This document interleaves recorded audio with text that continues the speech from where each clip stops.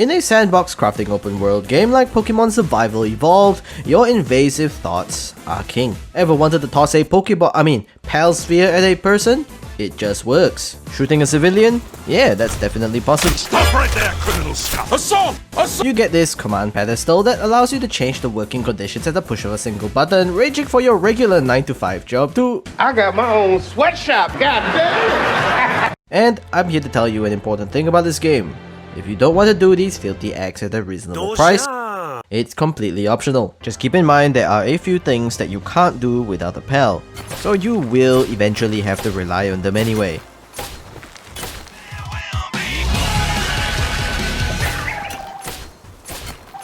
That syndicate member you caught for the memes? They can only build items with their low-level handiwork skill and can't really do anything else. And you might think eating pals is your main source of sustenance in the game where you can blast a pal with your gun, but your main food source requires no hunting whatsoever, because it's berries.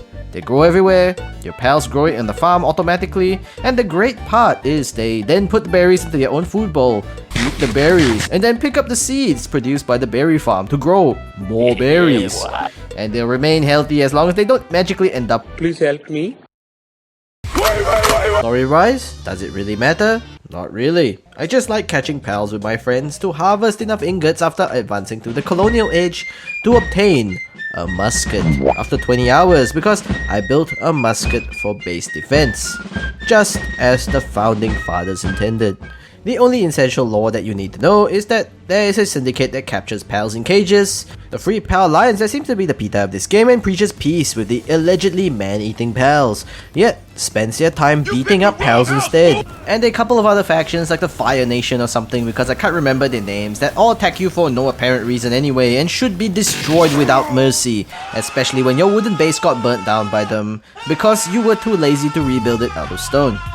Unlike a lot of multiplayer games though, there's little to no hurdle to play multiplayer. Just create a world, set up your character with some of these wonderful faces. Zeus! Zeus! And immediately hop in with up to 4 people for a normal host session. Or up to 32 if you have the money to fork over to get a dedicated server. Do take note, it is an early access as well, so you might need a beefy PC if you're hosting a local game. And you can't have a parody of a Nintendo game without controversy. Many might point out how some of the pals look strikingly similar to certain Pokemon, but from what I can tell so far based on copyright takedowns on anything Pokemon related since Palworld's release, as long as you don't rip models from a Pokemon game to use for your monetary gain, it's fair game. And here's what happened to this one guy that posted a Palworld Pokemon mod. Ooh, you naughty modder who put an actual Pokemon into this knockoff game. Legal team blasting off at the speed of light. Surrender now or prepare to fight. The MCA, that's right. I'm on Nintendo's side with this one. They have full rights to their own models being put into a game wholesale, but with Palworld I'm not so sure and it's up to Nintendo to figure that out. So time will definitely have to tell.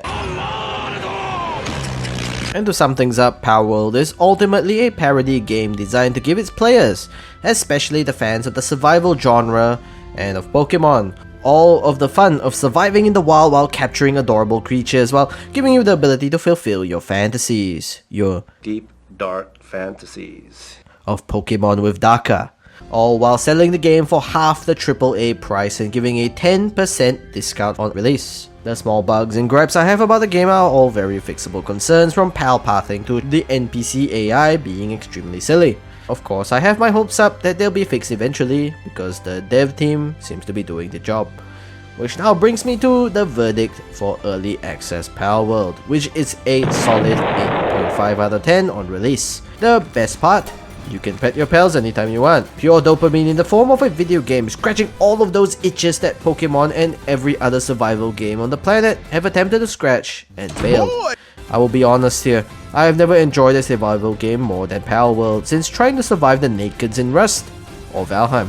Palworld just hits that fine balance of base building, automated harvesting of resources, and the combat that ranges from using a giant llama to body slam a frickin' chicken, and of course, aerial bombardment. That's amazing. Let this be a lesson to the AAA companies steeped in microtransactions for their fully priced, now $69.99 US games, especially Pokemon, who's sat on their laurels for far too long rushing out unoptimized buggy games within their unchanging niche, especially so when the exclusive console they're on doesn't have the room for poor optimization. And with a rocky 3-year development process like Palworld's, it's hard not to root for a game made by people who truly have the passion to satisfy the customer. And it's simply a shame on Nintendo that some other company had to step up to do it for them.